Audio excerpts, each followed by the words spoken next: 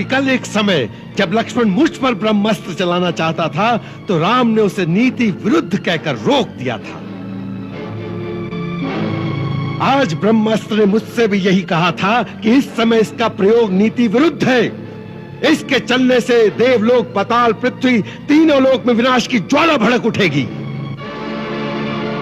परंतु यह सब अधर्म और अन्याय को विजय दिलवाने के लिए नहीं हो सकता।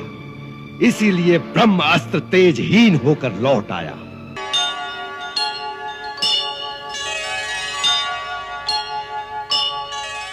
मुझे आशीर्वाद दीजिए कि यदि मेरी मृत्यु भी लिखी है तो मैं एक वीर की भांति अपनी आन के साथ इस प्रकार मरूं कि राम भी मेरी वीरता की प्रशंसा में नतमस्तक हो जाएं।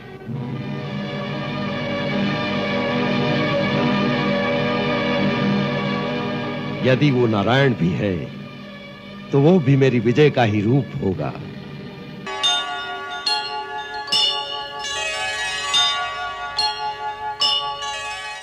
माता, जो पुत्र अपने पिता से विमुख होकर पिता को शत्रुओं में अकेला छोड़कर मुक्त होने जाता है, उसका देवता तो क्या भगवान भी आदर नहीं करेंगे।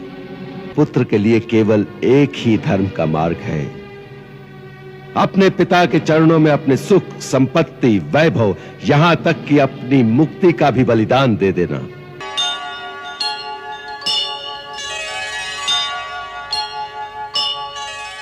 युद्ध आरंभ हो चुका है।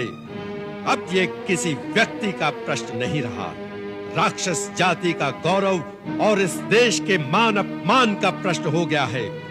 युद्ध क्यों हुआ, दोष किसका था, ये सोचने का समय निकल गया है। अब केवल एक ही लक्ष्य है, युद्ध में विजय। उचित और अनुचित का निर्णय सदा हार और जीत से होता है। सर्वदा विजय ही सच्चा कहलाता है।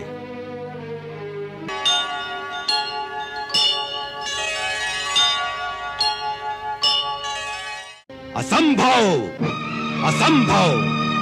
मेघनाद की बलि दे सके ऐसा वीर संसार में जन्मा नहीं है मातेश्वरी। इस धरती पर, धरती के तले पाताल में अथवा धरती के ऊपर अंबर में स्थापित देवलोक में भी ऐसा बलशाली एक भी नहीं है माता।